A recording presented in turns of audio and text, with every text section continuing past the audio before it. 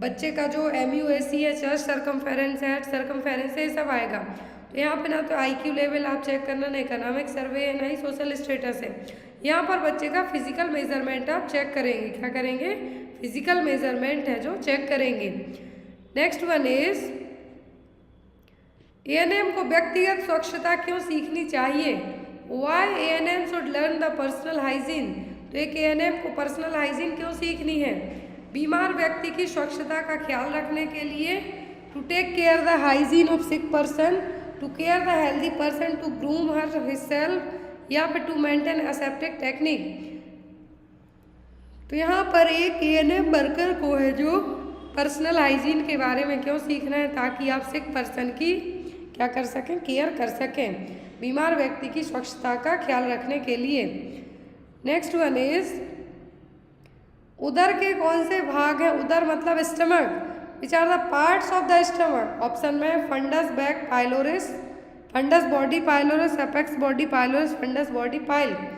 तो जो स्टमक है इसके पार्ट कौन कौन से हैं? फंडस होगा, बॉडी होगा, पाइलोरिस होगा। क्या है? Funds, body, पाइलोरिस। मानव शरीर में कौन सा अंग एंजाइम लाइपेज उत्पन्न करता है? तो कौन सा अंग है जो which organ is human body produce the enzyme lipase? Lipase का प्रोडक्शन है जो कौन करेगा? ऑप्शन में है यहाँ पर लीवर, गॉल ब्लैडर, लंग्स। तो लाइपेज का प्रोडक्शन कौन करेगा? लाइपेज का प्रोडक्शन है जो कौन करेगा? पैंक्रियाज। क्या है? पैंक्रियाज। लेकिन यहाँ पर लाइपेज जरूरी क्यों है? लाइपेज है जो जरूरी क्यों है? लाइपेज जरूरी होता है फैट को मेटाबोलाइज करने के लिए। किसके लिए? फैट के लिए। तो यहाँ पर जो पैंक्रियाज है कौन सा एंजाइम रिलीज कर रही है यहाँ पे? तो वो लाइपेज, और ये फैट को मेटाबोलाइज करने के लिए हेल्पफुल रहेगा। जो लीवर है ये जो वाइल सीक्रेशन है उसको प्रोड्यूस करेगा, लेकिन स्टोर जाके होगा गॉल ब्लैडर में। क्लियर है? नेक्स्ट इज फेफड़ों की बाहरी आवरण परत को क्या कहते हैं? आवरण परत है उसको क्या कहेंगे हम? What is called the covering of outer layer of lungs? तो लंग्स की जो आउटर लेयर है वो क्या कहलाएगी? प्लूरा, म्यूकस मेम्ब्रेन, ब्रोंकाई या फिर ब्रोंक्यूल्स। तो ब्रोंकाई, फिर जो और टिनी पार्ट होंगे वो कहलाएंगे ब्रोंक्यूल्स, और जो लंग्स की कवरिंग है वो क्या कहलाती है? प्लूरा। क्या है? प्लूरा। प्लूरा है जो क्या कहेंगे हम? लंग्स की लेयर को।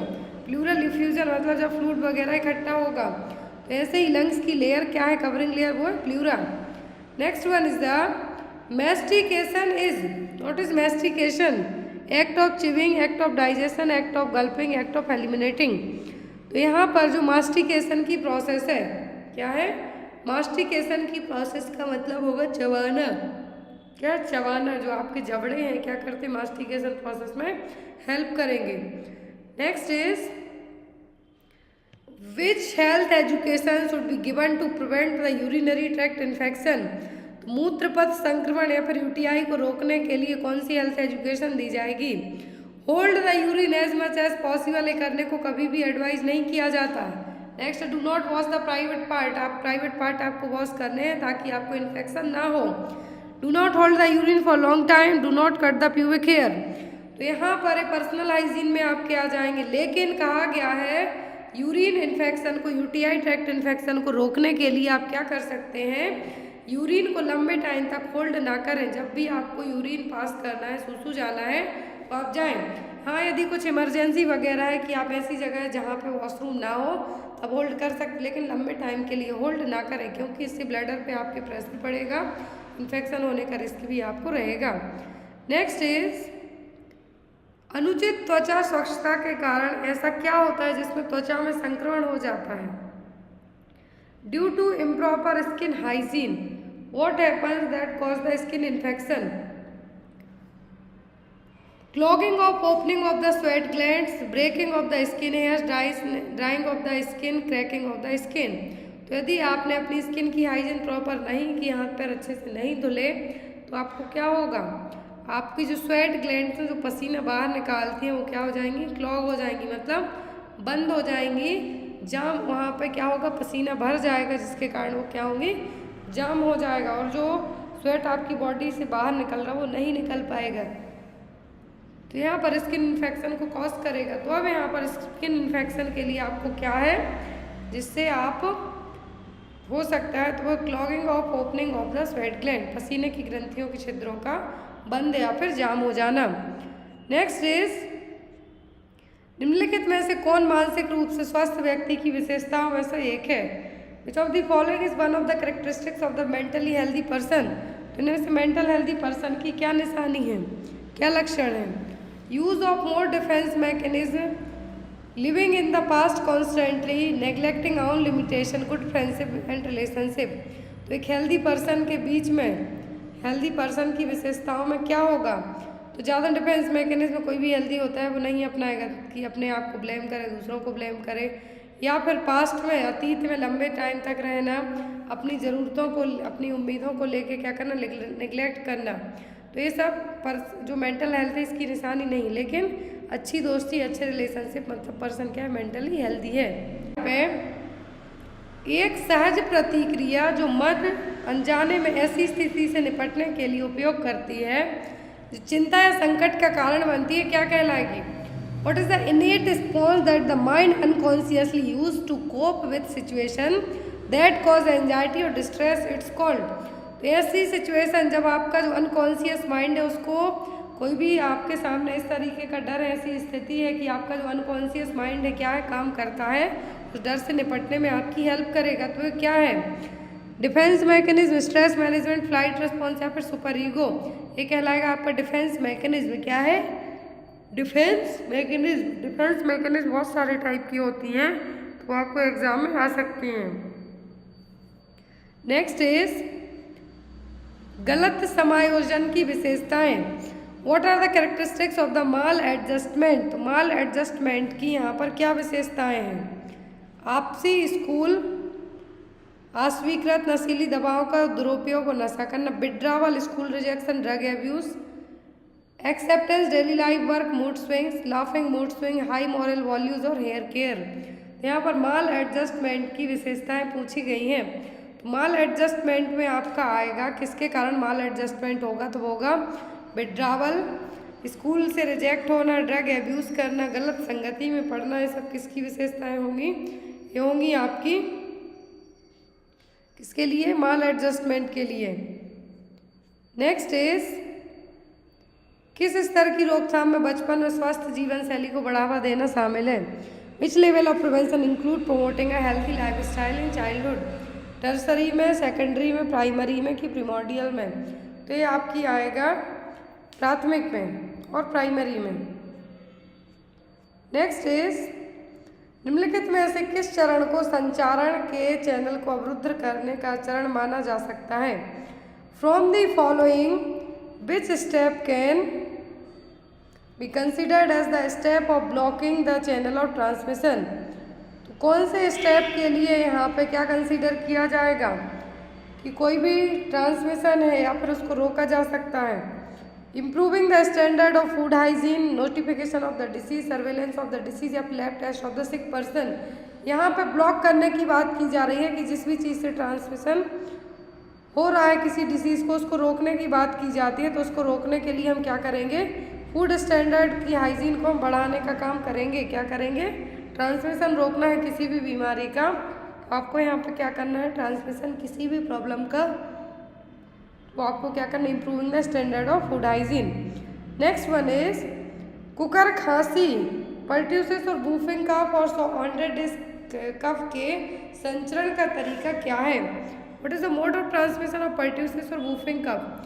कॉन्टैक्ट, ड्रॉपलेट, डायरेक्ट या फिर इनडायरेक्ट? पर्ट्यूसिस और जो बूफिंग कफ है जनरली 2 साल से कम एज के ग्रुप के बच्चों को होगी। बॉर्डेटेला पर्ट्यूसिस नाम का बैक्टीरिया है जो इसको कॉज करेगा, और इसका जो मेन जो बच्चे होते हैं वो होते हैं 2 साल से कम एज के बच्चे, और ये होगी कैसे? ड्रॉपलेट इन्फेक्शन, स्नीजिंग, कफिंग के द्वारा। क्लियर? अगला क्वेश्चन है खसरा का कारक जीव क्या है? Causative organism of measles, streptococcal bacilli, E coli, gram negative streptococcal bacilli, single standard enveloped RNA virus में 1 सीरोटाइप। तो यहाँ पर खसरा का जो पॉजिटिव एजेंट है वो है single stranded enveloped RNA virus with 1 serotype. What is the main sign of tuberculosis? TB का जो मेन लक्षण है वो क्या है? क्षय रोग का। कफिंग मोर देन 3 वीक, 3 हफ्ते से ज़्यादा की खांसी। Coughing occasionally, coughing only at night, या फिर माइल्ड कफिंग। तो जो टीबी है इसका मेन जो कॉजेटिव एजेंट क्या है वो माइकोबैक्टीरियम ट्यूबरकुलाई ग्राम नेगेटिव बैक्टीरिया है। यहाँ पर डॉट्स ट्रीटमेंट है जो यूज़ किया जाता है। लेकिन क्षय रोग का जो मुख्य लक्षण पूछा गया है तो वो 3 हफ्ते से ज़्यादा की खांसी, रात में बुखार आना। तो यहाँ पर जो आपका आंसर क्या होगा वो होगा ट्यूबरक्लोसिस। एक्सरे करवाएंगे तो कौन से फोकाई देखने को मिलेंगे। नेक्स्ट इज रोगी के इतिहास को एकत्र करने में डेटा का प्राथमिक स्रोत। Who is the primary source of data collecting in the patient history? जब आप पेशेंट की हिस्ट्री कलेक्ट करते हैं तो डेटा कलेक्ट करने का जो प्राइमरी सोर्स है वो क्या होगा? Patient relative, case file of patient, members of health care team, या फिर पेशेंट हिमसेल्फ। प्राइमरी सोर्स हमेशा पर्सन ही रहेगा जो बीमार है। क्या जो बीमार है वो कहलाएगा प्राइमरी सोर्स, और बाकी जो दूसरे अदर इन्फॉर्मेशन दें, आप देख के इन्फॉर्मेशन दें, सेकेंडरी सोर्स में कंसीडर किया जाएगा। नेक्स्ट वन इज हाइपोक्सेमिया क्या है? What is the हाइपोक्सेमिया?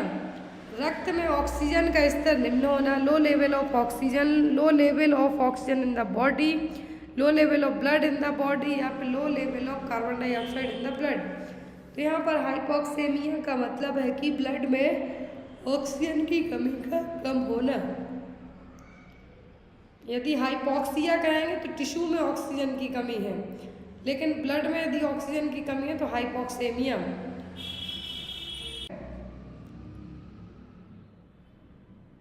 For assessing the lung sound during physical examination which method is used? Physical examination के टाइम पे जब आप लंग्स को चेक करते हैं तो ये कौन सी मेथड है? ऑब्जर्वेशन, पाल्पेशन, परकशन, या फिर ऑस्कल्टेशन। यहाँ पर ये मेथड आपकी कहलाएगी ऑस्कल्टेशन, क्योंकि आप लंग्स के साउंड को सुनने का काम कर रहे हैं। क्या कर रहे हैं? लंग्स के साउंड को सुनने का काम कर रहे हैं। तो यहाँ पर आपका आंसर क्या होगा? ऑस्कल्टेशन। नेक्स्ट इज पेट की शारीरिक जांच के दौरान एक नर्स कैसे पहचानेगी कि पेट में तरल पदार्थ या गैस या ठोस भरा है? During physical examination of abdomen, how a nurse would identify whether it is filled with fluid और गैस और सॉलिड? ऑब्जर्वेशन से, ऑस्कल्टेशन से, listening the sound bye years, या फिर परकशन से? ऑब्जर्वेशन से पर्सन को आप देखेंगे, ऑस्कल्टेशन से साउंड वगैरह सुनेंगे आप, लेकिन जो आपका ऑर्गन आपको देखना है कि ये गैस बन रही है पेट में, कि पर्सन के पेट में फ्लूइड भरा है, कि गैस है कि सॉलिड है। तो ये कैसे पता चलेगा? परकशन से। किससे? By the percussion. Next is कमजोर स्पर्श द्वारा मालूम करने में मुश्किल नाड़ी को क्या कहेंगे? What is the weak difficult to palpate pulse called? जो पल्स वीक है और पाल्पेट करना डिफिकल्ट है वो कौन सी कहलाएगी? रेगुलर, थ्रेडी, बाइजेमिनल, या फिर डाइक्रोटिक। और तो यहाँ पर जो आंसर होगा कमजोर है, बहुत ज़्यादा पाल्पेट करना मुश्किल है, तो वो कहलाएगी थ्रेडी पल्स। कौन सी? थ्रेडी पल्स। नेक्स्ट इज निम्नलिखित में से कौन सा गर्भपात का सेक्यूला है? इनफर्टिलिटी, हेमरेज, यूट्राइन परफोरेशन, या फिर सर्वाइकल इंजरी। तो यहाँ पर सेक्यूला की बात की जा रही है अबॉर्शन के, मिसकैरेज के, वो होगा यहाँ पर हेमरेज और ब्लीडिंग। क्या है? ब्लीडिंग। नेक्स्ट इज उस स्थिति के लिए किस शब्दावली का प्रयोग किया जाता है जहाँ रोगी को लेटते समय सांस लेने में कठिनाई महसूस होगी? What is the terminology that is used when the person is lying down and feels the breathless? यहाँ पर वो होगी आपकी ऑर्थोपनिया। क्या है? ऑर्थोपनिया। डिस्निया में तो ब्रीदिंग डिफिकल्टी, ऑर्थोपनिया में लेटने में दिक्कत होना, स्लीप एपनिया में सोने में आप जब खराटे लेंगे वो एपनिया का मतलब है सेजेशन ऑफ ब्रीदिंग, सांसों का रुकना ही। तो यहाँ पर एपनिया, स्लीप एपनिया, ऑर्थोपनिया, लेटने में जब आपको सांस लेने में दिक्कत होगी वो कहलाएगा ऑर्थोपनिया। डिस्निया का मतलब होता है ब्रीदिंग डिफिकल्टी। नेक्स्ट इज संक्रामक रोग से ग्रसित रोगी द्वारा कमरे या भवन को खाली करने के बाद कीटाणु रहित करना क्या कहलाएगा? What is the disinfection of building after it has been vacated by a patient who has contagious disease. यदि किसी मरीज को कंटेजियस डिसीज थी, कम्युनिकेबल डिसीज थी, तो जब वो डिस्चार्ज होगा अपने घर जाएगा, उसके बाद रूम को पूरा क्लीन किया जाएगा, तो वो क्या है? डिसइंफेक्शन है, टर्मिनल डिसइंफेक्शन है, एसेप्सिस है कि एसेप्टिक टेक्निक है। यदि किसी पर्सन का डिस्चार्ज हो गया तब उसके रूम को क्लीन किया जाता है, तो ये कहलाएगा टर्मिनल डिसइंफेक्शन। क्या है? Terminal disinfection. Next one is भ्रूण के जीवनक्षम होने से पहले गर्भावस्था की समाप्ति को क्या कहा जाता है? Termination of pregnancy before foetus become viable is called. तो टर्मिनेशन ऑफ प्रेगनेंसी, जब फीटस वायबल मतलब जिंदा रहने की हालत में नहीं है, मतलब बिफोर वायबल स्टेज में है, वो क्या कहलाएगा? इम्प्लांटेशन, अबॉर्शन, ओव्यूलेशन या फिर लेबर। लेबर की तो जो प्रोसेस होगी जब बच्चा बाहर आएगा उस टाइम पे। ओव्यूलेशन का मतलब है कि जो oogenesis की प्रोसेस है उसमें एग का रिलीज होना। इम्प्लांटेशन का मतलब है कि बच्चे का फर्टिलाइजेशन होने के बाद ओवम स्पर्म मिल गए, उसके बाद फर्टिलाइजेशन हुआ फैलोपियन ट्यूब में, और उस फैलोपियन ट्यूब के बाद यूट्रस में जाके वो क्या होंगे? जमेंगे। इम्प्लांटेशन होगा जहाँ पे ग्रोथ होगी। लेकिन यहाँ पे कहा है कि बिफोर वायबल जो टर्मिनेट हो जाए प्रेगनेंसी, वो क्या कहलाएगी? अबॉर्शन और गर्भपात। नेक्स्ट इज NIPI की गाइडलाइन के अनुसार गर्भावस्था के दौरान आयरन की गोलियां किस महीने से शुरू की जाती हैं? According to NIPI guideline, from which month the iron tablet are started during the pregnancy. शुरू के टाइम में पूछें तो फॉलिक एसिड सबसे ज़्यादा दिया जाता है, लेकिन 4 महीने की जब प्रेगनेंसी होती है तब आयरन दिया जाना स्टार्ट किया जाता है, ताकि माँ बच्चे दोनों को हम एनीमिया से प्रिवेंट कर सकें। क्योंकि डिलीवरी के टाइम पे जो ब्लड लॉस होगा, यदि मान लीजिए माँ एनीमिक है तो और ज़्यादा कॉम्प्लिकेशन डेवलप होंगे। इसीलिए क्या किया जाएगा? चौथे महीने से आयरन की टेबलेट दी जाना स्टार्ट होंगी। Folic acid as soon as possible pregnancy diagnose ये तब से दिया जाता है। नेक्स्ट इज MTP अधिनियम 1971 के भारतीय कानून के अनुसार गर्भपात की अनुमति केवल किस सप्ताह तक है? According to Indian law of MTP act 1971, abortion is allowed only up to which week. किस वीक तक अबॉर्शन करवाने की अनुमति दी जाती है? था बट नाउअडेज 24 वीक है, जो हो गया है। कितना? 24 हफ्तों तक हो गया। पहले 20 वीक की प्रेगनेंसी थी, अब 24 वीक की प्रेगनेंसी तक को MTP एक्ट के तहत टर्मिनेट किया जा सकता है। नेक्स्ट इज कौन सा हाइपर एमएसएस ग्रेविडेरम के लिए प्रवर्तन पूर्व कारक नहीं है? Which is not the predisposing factor for hyperemesis gravidarum. Predisposing का मतलब है कि जो प्रेगनेंसी में नोजिया वॉमिटिंग होती है उसको और बढ़ावा देने का काम कौन करेगा? Multiple pregnancy, primipara, first trimester या फिर माल न्यूट्रिशन। तो जो हाइपर एमएसएस ग्रेविडम प्रेगनेंसी में नोजिया वॉमिटिंग होती है वो जनरली फर्स्ट ट्राइमेस्टर में ही रहती है। प्रीमी जो फर्स्ट टाइम प्रेगनेंसी उसमें ज़्यादा देखने को मिलेंगी, मल्टीपल प्रेगनेंसी तो उसमें देखने को मिलेंगी, लेकिन कुपोषण में देखने को नहीं मिलेगी। किसमें? कुपोषण और जो माल न्यूट्रिशन है उसमें देखने को नहीं मिलेगी। नेक्स्ट इज प्लेसेंटा प्रीविया कितने प्रकार के होते हैं? How many types of placenta previa are there. तो यहाँ पर एक ग्रेड वाइज पूछा गया है, तो कितने होते हैं? 1 2 3 4। प्लेसेंटा प्रीविया होता है जनरली 4 टाइप का, फर्स्ट ग्रेड, सेकंड, थर्ड है जो ग्रेड में। जब प्लेसेंटा क्या होगा? जो सेंटर पार्ट की जगह है तो सीधा सर्वाइकल उसको कवर कर लेगा तब। नेक्स्ट इज प्रसव के दौरान संक्रमण को रोकने के लिए कितने क्लीन्स की जांच करनी पड़ती है?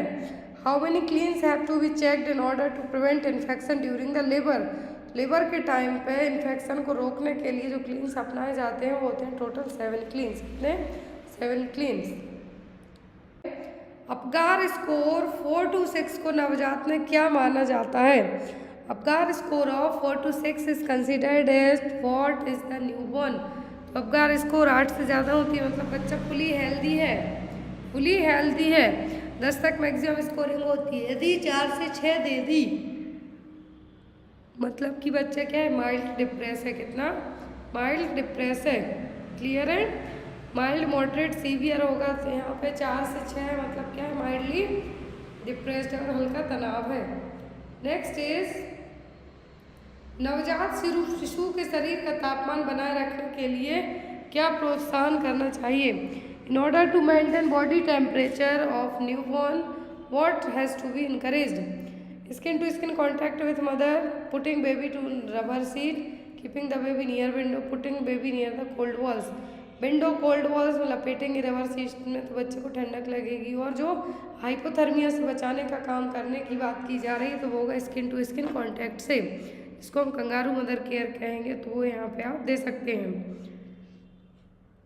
नेक्स्ट इज प्रसव के दौरान कीटाणु रहित उपकरणों और गर्भनाल बंधन का उपयोग करके नवजात शिशु में किस रोग को रोका जाता है? Which disease can be prevented in the newborn by using sterilized instrument and cord ties during the delivery? तो डिलीवरी के टाइम पे कॉर्ड को टाई कर दिया जाता है। आफ्टर डिलीवरी और बिफोर डिलीवरी इंस्ट्रूमेंट स्टेलाइज किए जाते हैं। तो यहाँ पर किससे प्रिवेंट करने के लिए प्रिवेंट होगा यहाँ पर प्रिवेंट होगा टिटनस। क्या होगा? टिटनस। न्यूनेट्रम के थ्रू कंजक्टिवाइटिस होगा। यहाँ पर टिटनस को प्रिवेंट करने के लिए पूरे इंस्ट्रूमेंट को स्टेलाइज करके रखा जाएगा। निम्नलिखित में से किसे गर्भधारण का सकारात्मक संकेत माना जाता है? Out of the following which is considered as the positive sign of pregnancy. तो इनमें से पॉजिटिव साइन ऑफ प्रेगनेंसी कौन सा है? Fetal movement, changes of the uterus, breast change, morning sickness. Morning sickness हो सकती, ब्रेस्ट चेंज हो सकता है, यूट्रस में चेंजेस देखने को मिल सकते हैं, लेकिन फीटस का जो मूवमेंट है वो ओनली प्रेगनेंसी में ही फील होगा। कब? प्रेगनेंसी में ही फील होगा। तो पॉजिटिव साइन ऑफ प्रेगनेंसी क्या है? Fetal movement. Next is partograph में गर्भाशय का फैलाव किस प्रतीक द्वारा दर्शाया गया है? In partograph dilatation of uterus is depicted by which symbol? X, Y, Z या फिर ए? तो जो सिंबल अपनाया गया है वो है एक्स। कौन सा? Symbol x. नेक्स्ट इज बच्चे की डिलीवरी प्रसव के किस चरण में होती है? Delivery of the baby happens in which stage of labour? कौन सी स्टेज में डिलीवरी होगी? फर्स्ट, सेकंड, थर्ड या फिर फोर्थ में? बच्चे की डिलीवरी प्रसव के दूसरे चरण में होती है। किसमें? सेकंड स्टेज ऑफ लेबर में। पहली में तो सर्विक्स का डायलिटेशन होगा, दूसरे में बच्चा बाहर आएगा, तीसरे में प्लेसेंटा बाहर आएगा और चौथी स्टेज में आप ऑब्जर्व करेंगे माँ और बच्चे को। नेक्स्ट इज निम्नलिखित में से कौन प्रसव के चौथे चरण के संबंध के रूप में नहीं दिया जाता? Which of the following is not done as the management of fourth stage of labour? Fourth stage of labour में क्या है जो नहीं किया जाता? पेरिनियल वॉश दी जाती है माँ को, assist for bleeding pulse and BP तो ये भी चेक किया जाता है, to observe mother skin colour and body condition तो ये भी चेक किया जाएगा, लेकिन to assist placenta and umbilical cord तो चौथी फेज में प्लेसेंटा और अम्बिलिकल कॉर्ड को आप क्या मैनेज करेंगे? क्योंकि ये तो ऑलरेडी बाहर आ गए हैं। क्या है? तो ऑलरेडी बाहर आ गए हैं तीसरी फेज में ही। तो यहाँ पे आपका आंसर होगा to assist placenta and umbilical cord. Next is oligohydramnios क्या है? What is the oligohydramnios? Amniotic द्रव 1500 मिलीलीटर से अधिक है, एमनियोटिक द्रव 1500 मिलीलीटर से कम है, एमनियोटिक द्रव 300 मिलीलीटर से कम है या फिर एमनियोटिक द्रव 300 ml से अधिक है। तो यहाँ पर ओलिगोहाइड्रोमनियस में जो एमनियोटिक फ्लूइड का लेवल होता है वो होता है 300 से 500 ml तक के बीच में कम चला जाए। तो यहाँ पर भी वही होगा, ओलिगो मतलब कमी होगा, ये पॉली कहते हैं तो 2000 ml से ज़्यादा हो गया। तो एमनियोटिक द्रव है जो फ्लूइड है ये कितना है? 300 ml से भी कम है। नेक्स्ट इज गर्भावस्था के 36वें सप्ताह में गर्भाशय को शरीर के किस अंग में पहुंचता है? At 36 week of pregnancy uterine fundus reach which part of the body? Symphysis pubis, xiphisternum, between umbilicus and xiphisternum या फिर नाभि। 36 वीक की प्रेगनेंसी में जो बॉडी पार्ट है कहाँ तक यूटेराइन फंडस किस बॉडी पार्ट तक पहुँचेगी? एक्सिफेस स्टर्नम तक, मतलब चेस्ट तक, जो स्टर्नम का सबसे लोअर पार्ट है वहाँ तक। नेक्स्ट इज पेल्विक नस में दबाव के कारण गर्भावस्था में आमतौर पर कौन सा संकेत मिलता है? Due to pressure in the pelvic vein which sign is usually found in pregnancy? Backache, varicose vein, constipation या फिर हार्टबर्न। जो साइन देखने को मिलता है वो होगा वेरिकोज वेन। क्या है? Varicose vein. Next is placenta पूरी तरह से किस सप्ताह में बनता है? 6, 8, 10 या फिर 12? क्वेश्चन है at which week placenta is completely form. तो प्लेसेंटा जनरली बनता है कब? 12 सप्ताह में।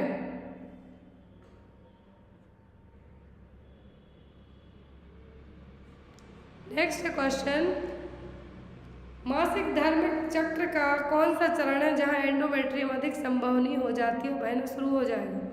Phase of menstrual cycle where the endometrium becomes more vascular में स्टार्ट टू सेट। तो ये कौन सी फेज है कहलाएगी? Secretory phase. कौन सी? Secretory phase. नेक्स्ट इज मासिक धर्म की स्वच्छता बनाए रखने के लिए कितने घंटों में शोषक सैनिटरी पैड बदलने की सलाह दी जाती है? तो एब्जॉर्बेंट सैनिटरी पैड होते हैं, पीरियड्स में हर एक लड़की अपनाती है। तो यदि आपको क्या करना है, मेंस्ट्रुअल हाइजीन मेंटेन करके रखना है, तो कितने घंटे में आपको पैड चेंज करना होगा? Every 2 hour, every 4 hour, every 1 hour या फिर एवरी 8 आवर। तो एटलीस्ट आपको हर 4 घंटों में पैड को चेक करना होगा, चेंज करना होगा। लास्ट क्वेश्चन है 50 नंबर, सॉरी लास्ट नहीं कहेंगे, इस पेपर की आज की क्लास का लास्ट क्वेश्चन है 51 से। तो यहाँ पर ऑप्शन में है आपका जुड़वा गर्भावस्था, that means twin pregnancy. Second option है probability of being foetus healthy, भ्रूण के स्वस्थ होने की संभावना। बच्चे के गंभीर विकलांगता के साथ पैदा होने का जोखिम, risk of the child being born with serious handicap. Last option है risk of delivery by caesarean section. तो यहाँ पर किस केस में, यहाँ पर है जो किस केस में आपका एमटीपी एक्ट के तहत प्रेगनेंसी को टर्मिनेट किया जा सकता है। एमटीपी एक्ट के तहत कुछ कंडीशंस होती है मेडिकल टर्मिनेशन ऑफ प्रेगनेंसी के तहत, कि जब बच्चा क्या हो, अनवांटेड प्रेगनेंसी हो, उस केस में। सेकंड थिंग है कि यदि बच्चे को कुछ भी कंजेनाइटल मतलब गर्भ में ही, यूट्रस में ही कुछ ऐसी प्रॉब्लम्स हैं जिसके साथ बच्चा हैंडीकेप पैदा हो सकता है, या फिर बच्चे को कोई ऐसी प्रॉब्लम हो सकती है कि जो बाद में आके भी ठीक नहीं होगी, तो इस तरीके की प्रॉब्लम होगी। तो यहाँ पर ऑप्शन फर्स्ट है twin pregnancy. Twin pregnancy MTP act के तहत कंसीडर नहीं की जाएगी। दूसरा है probability of being foetus healthy, यदि फीटस हेल्दी या यूएसजी करके देखा तो इस केस में भी अबॉर्शन नहीं किया जाएगा। फिर है बच्चे के गंभीर विकलांगता के साथ पैदा होने का जोखिम। तो एमटीपी एक्ट के तहत इंडिकेशन माना जाएगा कि बच्चा यदि बॉर्न होता है तो उसको कुछ ऐसी प्रॉब्लम्स होगी जो कि ट्रीटेबल नहीं है।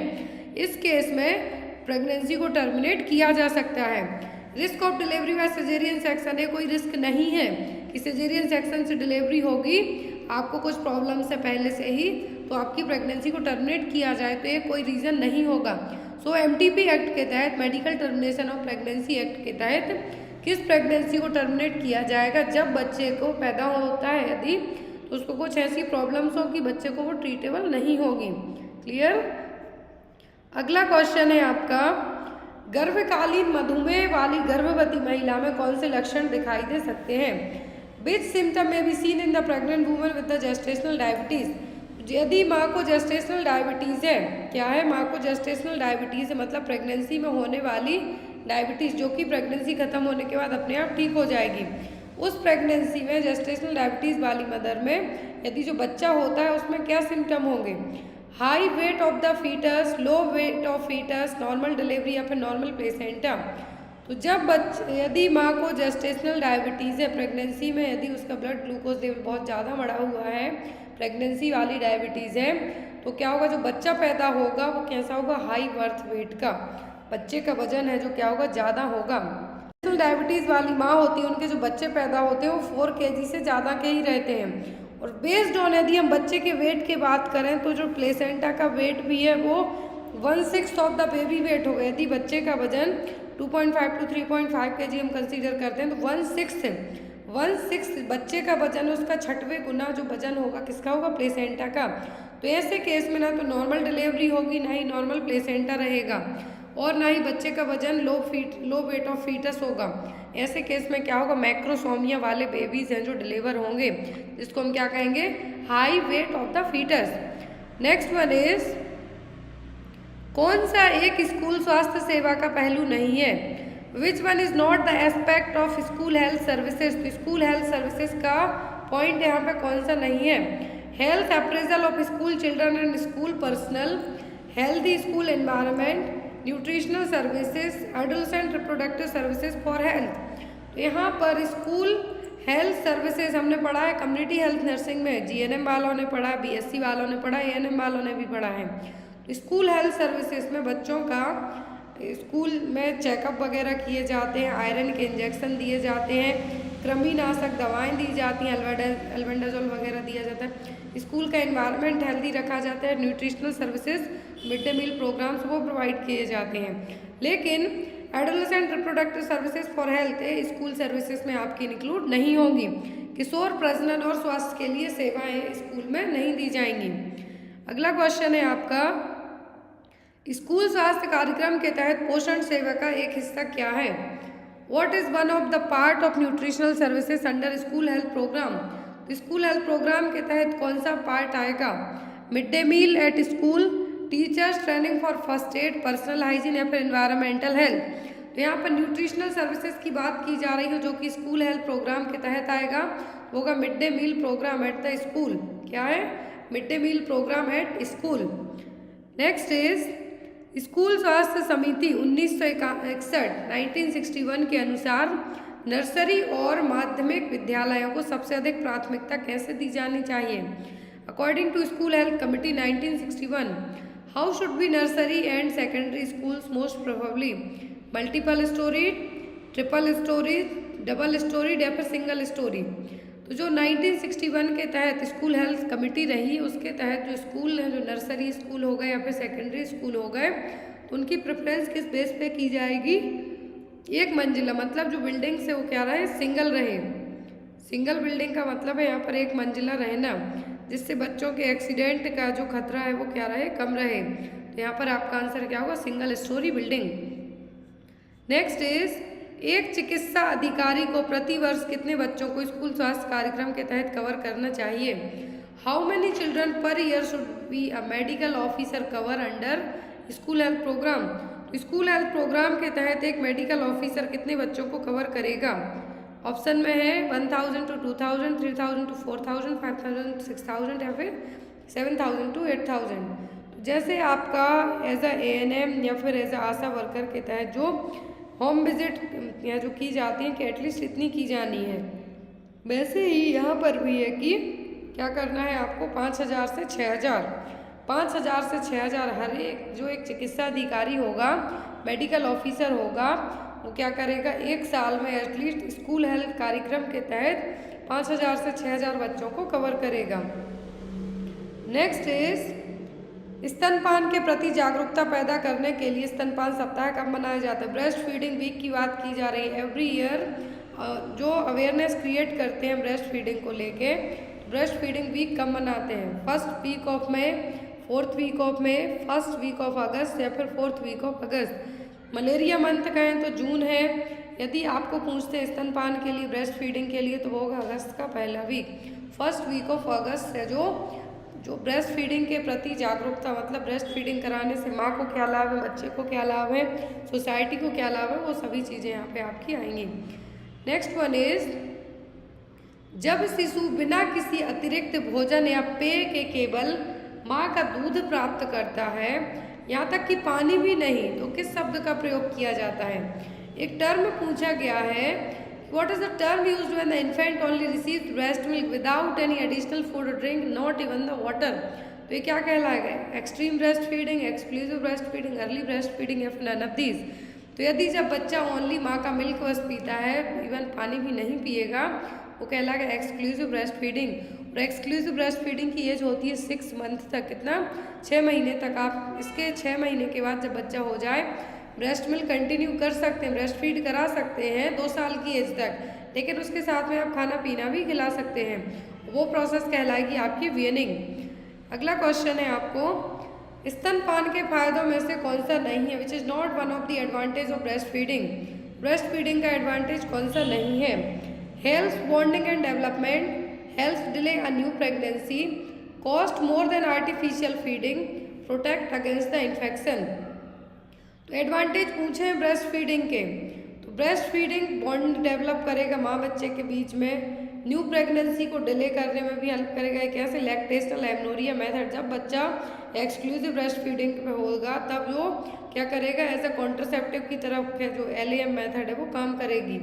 और जो कॉस्ट है यहाँ पे बिल्कुल चीप होती है as compare to artificial feeding. Honest protect against infection. तो यस, माँ के दूध में ऐसे इम्यूनोग्लोबुलिन रहेंगे जो बच्चे को इन्फेक्शन से प्रोटेक्ट करेंगे। बार बार डायरिया वगैरह नहीं होगा जो बच्चे ब्रेस्ट मिल्क पीते हैं as compare to bottle feed के। तो यहाँ पर जो ऑप्शन होगा वो होगा ऑप्शन नंबर सी, कृत्रिम पोषण से अधिक महंगा। ऐसा नहीं है, ब्रेस्ट मिल्क है सबसे चीप है, ना आपको बॉटल्स खरीदनी है, ना उनको वॉश करना है, कुछ भी नहीं करना है, सीधा फीड कराना है। तो क्या होगा यहाँ पर, बहुत ही चीप मेथड है और नेचुरल मेथड है। नेक्स्ट वन इज, निम्नलिखित में से बच्चे को स्तनपान के लिए रखने का कौन सा तरीका उपयुक्त है? From following which is the appropriate method of holding the baby for breast feeding? Hold only neck, hold babies lower part, hold baby in upright position, या फिर पूरे शरीर को सहारा देकर बच्चे को पकड़ें। तो यहाँ पर है कि बच्चे को जब आप ब्रेस्ट फीड कराते हैं तो एक मेथड होती है कि गोदी में लिटा के और बच्चे को पूरी बॉडी को सपोर्ट करके, स्पेशली हेड को। तो यहाँ पर आपका आंसर क्या होगा? Hold baby giving support to whole body. बच्चे को इस तरीके से पकड़ना है कि उसकी पूरी बॉडी पे सपोर्ट रहे। क्लियर?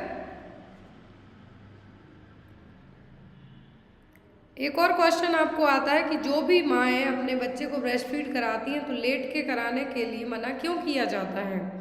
तो लेटने, लाइंग डाउन जो पोजीशन अपनाई जाती है उसमें यदि इनकेस माँ की नींद लग जाती है, बच्चे ने ब्रेस्ट को छोड़ दिया दूध पीते पीते, तो इनकेस जो ब्रेस्ट मिल्क के बच्चे के कान में जा सकता है। कहाँ पे? बच्चे के कान में जा सकता है वो ब्रेस्ट मिल्क, और जिसके कारण बच्चे को ओटाइटिस मीडिया या फिर ओटाइटिस इंटरना की प्रॉब्लम होगी, मतलब कान में इन्फेक्शन होने का डर बना रहेगा।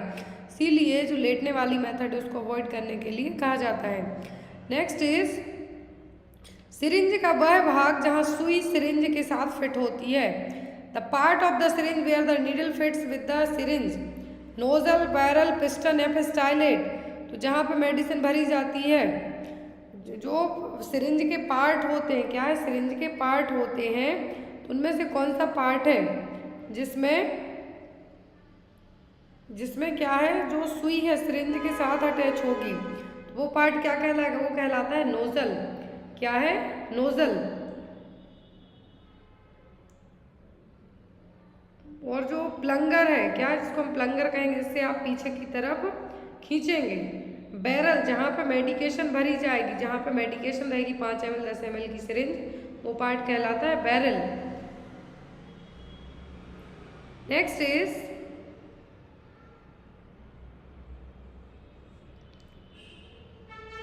कोलेस्ट्रम के बाद आने वाले स्तन के दूध को क्या कहेंगे? The breast milk which comes after the colostrum. तो इनिशियल 3 days तक तो कोलेस्ट्रम जो डार्क येलो कलर का रहेगा वो कहलाएगा। फिर आफ्टर दैट जो ब्रेस्ट मिल्क आएगा कोलेस्ट्रम के बाद, वो क्या कहलाएगा? वो कहलाएगा आपका ट्रांजिशनल मिल्क। क्या है? Transitional milk. नेक्स्ट इज, यदि दवा को जीभ के नीचे रखा जाए तो उस मार्ग को क्या कहा जाएगा? जब मेडिकेशन अंडर द टंग रखी जाएगी वो रूट क्या कहलाता है? इनहेलेशन। इनहेलेशन तो आप जो नोज से देंगे वो इंस्टलेशन, जो आप कान में या फिर आइज में डालेंगे वो मेडिकेशन है। फिर टॉपिकल, मतलब जो आप पेस्ट वगैरह रब करेंगे वो हो जाएगा यहाँ पे। फिर आता है आपका सबलिंगुअल, तो अंडर द टंग जो भी मेडिकेशन देंगे वो होगी सबलिंगुअल, जैसे कि नाइट्रोग्लिसरीन। नेक्स्ट वन इज, दवाई देने से पहले कितनी बार इसकी जांच की जानी चाहिए? How many times the drug should be checked before it's administration. तो एडमिनिस्ट्रेशन के टाइम कोई भी मेडिसिन के कितने बार चेक किया जाता है? ऑप्शन में यहाँ पे 1, 2, 3 या फिर 4। तो कितने बार चेक किया जाता है? 3 बार। कितने बार? 3 बार। नेक्स्ट इज, बुखार के लिए आमतौर पर कौन सी दवा का उपयोग किया जाएगा? Common drug used for fever, Metrogyl, ORS, clotrimazole, Domstal, ranitidine, पेरिफोनॉर्म, सिट्राजिन, कोल्डेस, एविल। तो सिट्राजिन, कोल्डेस, एविल ये आपकी सब एलर्जी में दी जाएंगी। डोमस्टेल, रेनिटिडिन जब गैस वगैरह बनेगी तब दी जाएंगी। ORS दिए जाएंगे, मेट्रोजिल जब डायरिया हो रहा हो। फिर है पैरासीटामोल, डाइक्लोफेनिक एस्पिरिन, मेफ्टमाइन एसिड, मेफेनेमिक एसिड भी जिसको आप कहेंगे, तो ये चारों दी जाती हैं। पैरासीटामोल होगा, डाइक्लोफेनिक होगा, एस्पिरिन होगा, मेफेटामिन एसिड और मेफेनेमिक एसिड हो गया, ये चारों दी जाती हैं। तो यहाँ पर आपका आंसर क्या होगा? Option number D. Next is अधर स्तवचीय इंजेक्शन देते समय सुई का त्वचा से कितना कोण होना चाहिए? What should be with the skin while injection? 30 degree, 45 degree, 60 degree या फिर नन ऑफ द अबव। तो यहाँ पर जो इंजेक्शन आप यदि स्किन पे देते हैं, सबक्यूटेनियस देते हैं, तो कितना होना चाहिए? 45 डिग्री। 90 डिग्री यदि हम बात करें 90 डिग्री तो इंट्रामस्कुलर, सबक्यूटेनियस तो 45, यदि बात करें इंट्रावीनस तो 25, फिर यहाँ पे बात करते हैं हम इंट्राडर्मल तो 15 डिग्री। नेक्स्ट इज उल्टी का इलाज करने वाली दवा के समूह को क्या कहते हैं? What is the group of drug that is used to treat the vomiting? तो वॉमिटिंग को ट्रीट करने वाली ड्रग कौन सी है? एंटी एल्वेंथिक, तो एल्वेंथिक इन्फेक्शन के लिए है जो कृमिनाशक दवा है वो एल्बेंडाजोल। लैक्सेटिव, स्टूल को सॉफ्ट करने के लिए दी जाएंगी। एंटी एमेटिक, एंटीबायोटिक, तो एंटीबायोटिक इन्फेक्शन के लिए दी जाएंगी। एंटी एमेटिक वॉमिटिंग को ट्रीट करने के लिए दी जाएंगी। Next is what is the group of drug that is used for increasing frequency of urine?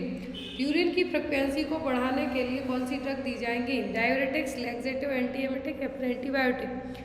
जो ड्रग दी जाएंगी जो यूरिन है, यूरिन की फ्रिक्वेंसी को बढ़ाने के लिए वो क्या होंगी? Diuretics.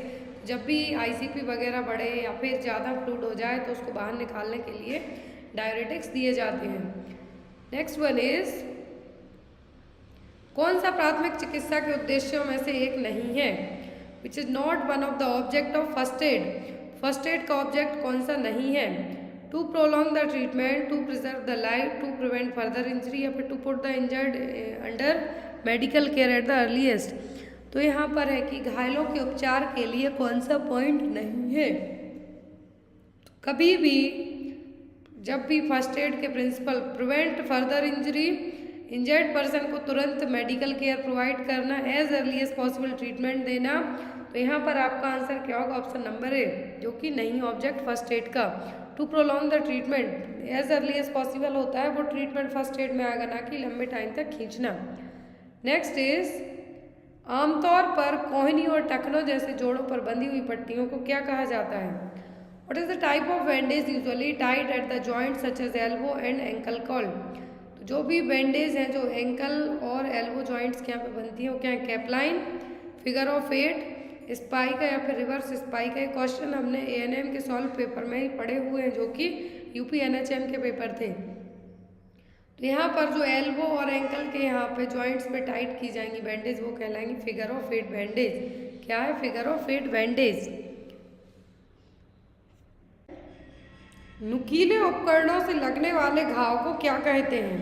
What is the type of wound occurred from sharp instrument called? तो जब भी आपको घाव किसी नुकीले इंस्ट्रूमेंट से लग जाए, चाकू से लग जाए या फिर कुछ शार्प ऑब्जेक्ट से लग जाए तो वो क्या कहलाएगा? इंसिस्ड वुंड, लेसरेटेड वुंड, कंट्यूज्ड वुंड या फिर पंचर वुंड। तो पंचर वुंड तो वो होगा जब आपको कोई भी वुंड है, क्या हो, किसी भी तरीके से आपकी बॉडी के फ्लूइड वगैरह जब लीकेज होने लगे वो कहलाएंगे पंचर वुंड में। कंट्यूज्ड मतलब जैसे कि आप कहीं जाके टकरा गए, आपकी जिसको हम फूलने, स्किन का फूलना कहेंगे वो होगा। फिर है लेसरेटेड वुंड, मतलब आप कहीं गिर जाएँ, छिल कट जाएँ, वो होगा। लेकिन जब वुंड आपको किसी शार्प ऑब्जेक्ट से लगता है तो वो कहलाएगा इंसिस्ड वुंड, जैसे कि चाकू से लगा हुआ घाव। नेक्स्ट इज जन्म से 1 वर्ष की आयु तक के बच्चे को क्या कहा जाता है? The child from birth till the age of 1 year is called. तो जन्म से 1 साल तक की बच्चे की उम्र को क्या कहेंगे? नियोनेट, इन्फेंट, न्यूबॉर्न या फिर टोडलर। तो जब बच्चे की एज 1 साल तक की हो तब हम उसको क्या कहेंगे? इन्फेंट। क्या कहलाएगा? वो कहलाएगा इन्फेंट। नेक्स्ट वन इज बच्चे को डूबने से बचाने के लिए घर पर क्या करना चाहिए? What should be done at home to prevent drowning of child? बच्चे को डूबने से बचाने के लिए आप क्या करेंगे? सभी जल भंडारण स्थानों को कसकर बंद रखें। Keep tightly close all the water storage place, keep open the water tank of home, allow child to play in deep bathtub, keep all the vessels full of water near child. तो आपको बच्चे को डूबने से बचाना है तो आपको क्या करना है, वाटर टैंक को बंद करके रखना है, डीप बाथटब में खेलने से रोकना है बच्चे को, फुल बच्चे के पास में वाटर जो टैंक वेसल्स हैं उनको भर के नहीं रखना है। तो यहाँ पर आपका आंसर क्या होगा, keep tightly close all the water storage place. जहाँ पे भी पानी भरा हुआ हो, टंकी वगैरह हो, बकेट्स तो बच्चे से दूर रखनी है, उनको क्लोज करके रखना है। नेक्स्ट इज, एक और क्वेश्चन आता है, डूबने के कारण डेथ किस चीज़ से होती है, वो होती है एस्फेक्सिया के कारण। नेक्स्ट इज, रूल ऑफ 9 के अनुसार प्राइवेट पार्ट को कितना प्रतिशत आवंटित किया जाता है। According to rule of 9 what is the percentage allotted to private area. Private part यदि बर्न हो जाए तो क्या कहेंगे, प्राइवेट पार्ट का मतलब जेनाइटल ऑर्गन बर्न होते हैं तो कितना परसेंट कंसीडर होगा, 1, 9, 18 या फिर 36। तो अकॉर्डिंग टू रूल ऑफ 9 के 1% पार्ट को जब जेनाइटल एरिया बर्न होगा तो उसको क्या कंसीडर किया जाएगा, 1%। नेक्स्ट इज, कौन सा कारक बच्चे की वृद्धि और विकास में महत्वपूर्ण भूमिका नहीं निभाता है। Which factor does not play an important role in the growth and development of child. Heredity, environment, nutrition, ये तीनों चीज़ें महत्वपूर्ण भूमिका निभाएंगी। फादर की हेल्थ का बच्चे के ग्रोथ एंड डेवलपमेंट से उतना डायरेक्ट कनेक्शन नहीं होगा। हेरिडिटी होगी, यदि पिता की हाइट ज़्यादा है तो बच्चे की होगी। इन्वायरमेंट इफेक्ट करेगा, न्यूट्रिशन किस तरीके से खाता पीता है वो होगा, लेकिन फादर की हेल्थ का बच्चे के ग्रोथ डेवलपमेंट में कोई कनेक्शन नहीं है। नेक्स्ट वन इज, बच्चे में अग्र फॉन्टेनल कब बंद होता है। Anterior fontanelle close in the child, सबसे पहले पोस्टीरियर ऑक्सीपिटल बंद होता है, फिर होगा यहाँ पे एंटीरियर, जो कि कब होगा, 6 to 8 वीक में, 6 to 8 मंथ, 12 to 18 मंथ या फिर 12 to 18 वीक्स। तो एंटीरियर फॉन्टेनल क्लोज होते हैं जनरली 12 to 18 मंथ में, 12 से 18 महीने की एज में। पोस्टीरियर पूछें तो एज अर्ली एज पॉसिबल और 3 वीक के बच्चे में। नेक्स्ट इज, आमतौर पर किस उम्र के एक बच्चे का वजन 3 से 3.5 किलोग्राम होता है और उसकी ऊंचाई 48 से 50 सेंटीमीटर, 3 to 3.5 kg वेट होगा और हाइट होगी कितनी, 48 to 50 centimetre. 1 month, 3 month, 5 month या फिर 7 मंथ में। तो होगा 1 मंथ के बच्चे में कितना, 1 मंथ के बच्चे में कि उसका वजन है जो 3 से 3.5 किलो के बीच में हो, height 48 to 50 centimetre. Generally Indian babies का बर्थ वेट कंसीडर किया जाता है मोर देन 2.5 kg और हाइट होती है 45 सेंटीमीटर। तो यहाँ पर थोड़ा बहुत बढ़ के क्या होगी, 48 to 50 सेंटीमीटर। नेक्स्ट इज, आंत और मूत्राशय प्रशिक्षण के लिए उपयुक्त आयु। Appropriate age for bowel and bladder training, मतलब सुसु पोटी की जो ट्रेनिंग है बच्चे को किस एज में दी जानी चाहिए। 6 month, 1 year, 1 to 1.5 year, 1 to 2 year या फिर 2 to 3 ईयर। तो बच्चे में जो यूरिन और पोटी जाने की ट्रेनिंग है दी जाएगी। बाउल ब्लैडर कंट्रोल की ट्रेनिंग होगी 2 से 3 साल में, कब, जब बच्चे की उम्र 2 से 3 साल हो जाए तब। नेक्स्ट वन इज, एरिक्सन के अनुसार किस उम्र में बच्चों में शर्म और संदेह पैदा हो जाता है। अकॉर्डिंग टू साइकोसेक्सुअल डेवलपमेंट पढ़ा है एरिक्सन का हमने, एरिक एरिक्सन का, बच्चे में डाउट डेवलप कब होगा, 1 to 3 ईयर, 3 to 6, 6 to 12 या फिर 12 to 18 ईयर्स। ANM के पेपर में ही एरिक्सन की थ्योरी हमने 5 से 6 पेपर सॉल्व किए हैं चैनल पर, उनमें आई हुई है। एरिक्सन की थ्योरी के अकॉर्डिंग बच्चों में सहम और डाउट पैदा होता है जब बच्चा 1 से 3 साल के बीच का हो, मतलब जिस एज को हम क्या कहेंगे, टोडलर एज ग्रुप। इसमें बच्चे में क्या है, सहम और डाउट की भावना है जो पैदा होना स्टार्ट होगी। नेक्स्ट इज, किस उम्र में बच्चे में अहंकार का विकास होगा। Ego centricity develop in the child, किस एज में बच्चा ईगो सेंट्रिक होगा, 1 to 3 ईयर, 3 to 6, 6 to 12 या फिर 12 to 18। बच्चे के कुछ भी बोल दो तो उसके ईगो पे बात बन जाए, वो किस एज में होगा, ये होता है जनरली एडोलेसेंट एज ग्रुप में, किशोरावस्था में। और ये उम्र कितनी है यहाँ पे, 12 से 18 साल। अकॉर्डिंग टू WHO के तो 10 से 19 साल है। यदि हम क्वेश्चन में बात करें तो बच्चों में पूछा ईगो सेंट्रिक बिहेवियर कब डेवलप होगा, 12 से 18 साल में। निम्नलिखित में से कौन स्वास्थ्य का व्यवहारिक निर्धारक है। Which of the following is the behavioural determinant of the health. तो बिहेवियरल डिटर्मिनेंट कौन सा है हेल्थ का, हेरिडिटी, एजुकेशन, एयर पोल्यूशन या फिर स्मोकिंग। तो हेरिडिटी तो आपकी क्या हो गई, जेनेटिक्स में आ गई, एजुकेशन हो गए, एयर पोल्यूशन हो गए, बिहेवियर में नहीं आएंगे, वो आएगा स्मोकिंग, सिगरेट, शराब आपके बिहेवियरल डिटर्मिनेंट में आएंगे, मतलब जिनको आप बदल सकते हैं। नेक्स्ट इज, निम्नलिखित में से कौन स्वास्थ्य निर्धारक के रूप में स्वास्थ्य देखभाल वितरण प्रणाली का पहलू है? Which of the following is the aspect of the healthcare delivery system as health determinant? Ineffective law and order, not following traffic rules, illiteracy, primary health care। तो यहाँ पर स्वास्थ्य देखभाल का पहला पहलू क्या है? तो वो होगी आपकी प्राइमरी हेल्थ केयर। क्या है? Primary health care.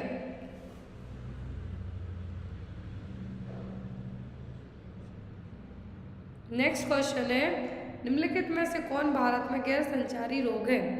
Which of the following is the non communicable disease in India? Leprosy है कम्युनिकेबल, टीबी है, कोलेरा है, लेकिन कैंसर कम्युनिकेबल डिसीज में नहीं आएगा, ये नॉन कम्युनिकेबल डिसीज में आएगा। यहाँ पर आपका आंसर क्या होगा? कैंसर। नेक्स्ट इज, एक सामुदायिक स्वास्थ्य केंद्र द्वारा कितने प्राथमिक स्वास्थ्य केंद्रों को कवर किया जाता है? How many PSC are covered by one community health centre? तो एक CHC 4 से 6 PSC को कवर करेगा। तो यहाँ पर लेकिन मिनिमल को हमने इसलिए लिया क्योंकि जो पहाड़ी वगैरह इलाके हैं वहाँ पे कम जो PSC रहेंगे, इसलिए। तो एक जो CHC है इसमें कितने PSC होंगे? 4। PSC का इंचार्ज कौन होता है? Medical officer. नेक्स्ट इज, जनसंख्या वृद्धि वर्गीकरण के 5M कौन से हैं? What are the 5M of population growth classification? Maternity, marriage, mortality, morbidity, migration, movement, marriage, mortality, morbidity, migration, maternity, mentality, mortality, mobility, migration।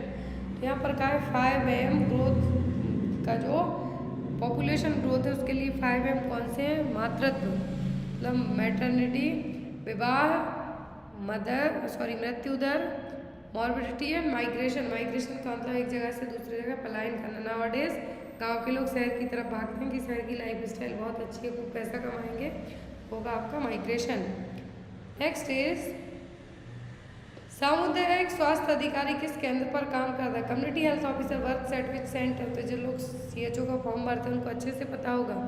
Health wellness centre पर, primary health centre पर, community health centre पर, district hospital में। Community health officer district hospital में कभी भी नहीं रखे जाते हैं, इनकी पोस्टिंग होती है जनरली सब सेंटर में। नाउअडेज सब सेंटर क्या कहलाते हैं? Primary health centre, health and wellness centre. Sorry, sub centre को हम क्या कहेंगे? Health and wellness centre. वहीं पर CHO की पोस्टिंग की जाती है।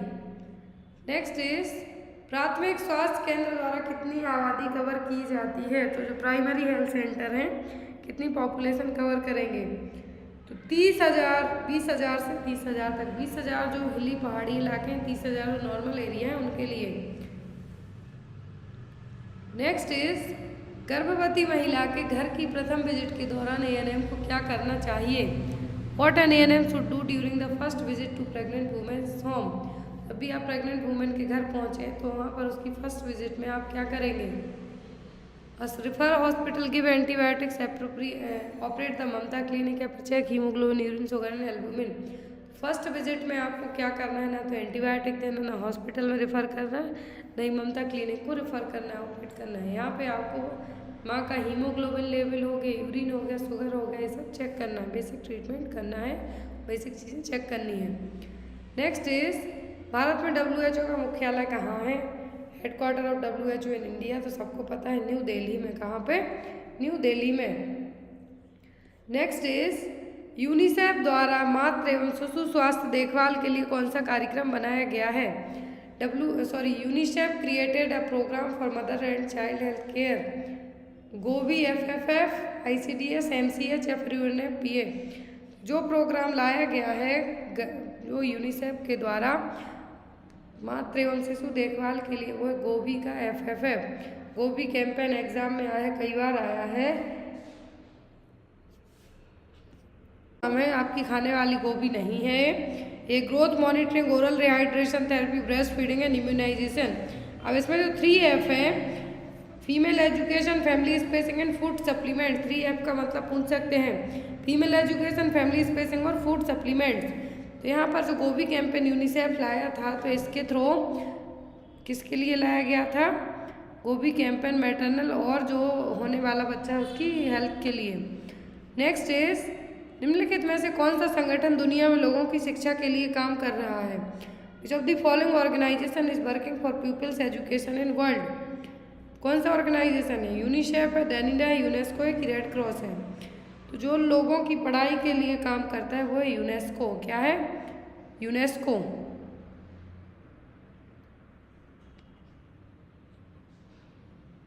होगा यूनिसेफ होगा। यूनेस्को में तो जो धरोहर होती हैं हमारी देश की, जो भी इमारतें हो गई वो सब आएंगी। धरोहर जिसको हम कहेंगे वो आएगी यूनेस्को में। वर्ल्ड हेरिटेज वगैरह होंगे वो। लेकिन यहाँ पे शिक्षा के लिए काम कर रहा है यूनिसेफ। क्या है? यूनिसेफ।